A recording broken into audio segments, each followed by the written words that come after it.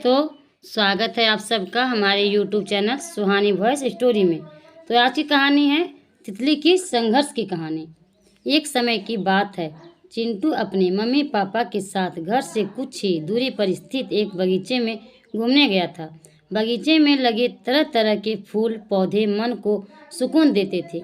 जैसे वे फूल पौधे मन को मोहित करते थे, वैसे ही पक्षियों को भी आकर्षित करते थे। बगीचे में हर तरह की रंगीन तितलियां भी यहाँ वहाँ उड़ती हुई नजर आती थी। चिंटू बगीचे में खेलने में मग्न था।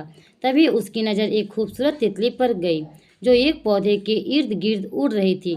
उसी पौधे के एक टहनी से लटकता हुआ एक तितली का कोकून, तितली का अंडा जिससे उसके बच्चे निकलते हैं, चिंटू को दिखाई दिया।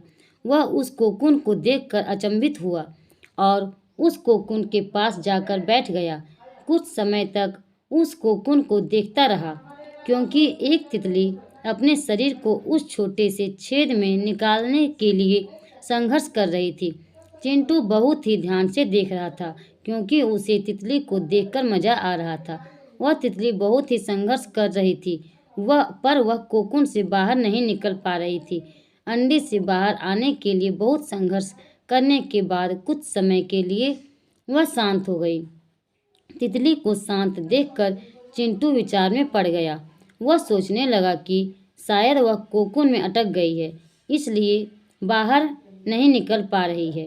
उसे लगा तितली की मदद करनी चाहिए। चिंटू ने किसी चीज़ से कोकून के छोटे छेद को बड़ा कर दिया और वह तितली आसानी से बाहर आ गई।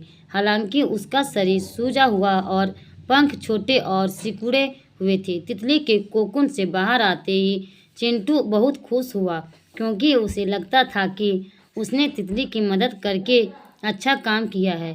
तितली अंडे से बाहर आ तो गई, पर वह उड़ नहीं पा रही थी।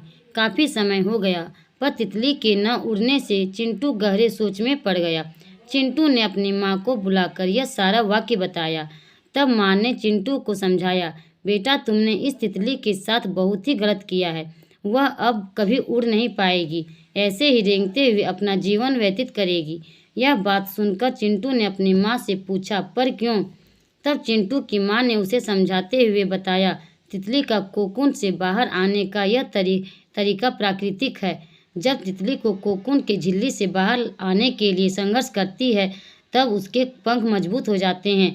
जब वह संघर्ष करती है, तब उसके शरीर से तरल पदार्थ उसके पंखों में आता है, जो उसे उड़ने के लिए तैयार करता है और वह आसानी से उड़ सकती है। लेकिन अगर वह कोकून से बाहर आने के लिए संघर्ष ही नहीं करेगी तो उड़ेगी कैसे? माँ की ये बातें सुनकर चिंटू को बहुत दुख हुआ। लेकिन चिंटू अब यह जान चुका था कि जीवन में संघर्ष करना बहुत ही ज़रूरी है, नहीं तो आदमी कमज़ोर हो जाता है और जीवन में आगे नहीं बढ़ पाता है। कहानी का सीख। इस कहानी से यह सीख मिलती है कि जीवन में संघर्ष हमारी ताकत को विकसित करते हैं। संघर्षों के बिना हम कभी विकसित नहीं होते हैं और कभी मजबूत नहीं बन पाते हैं।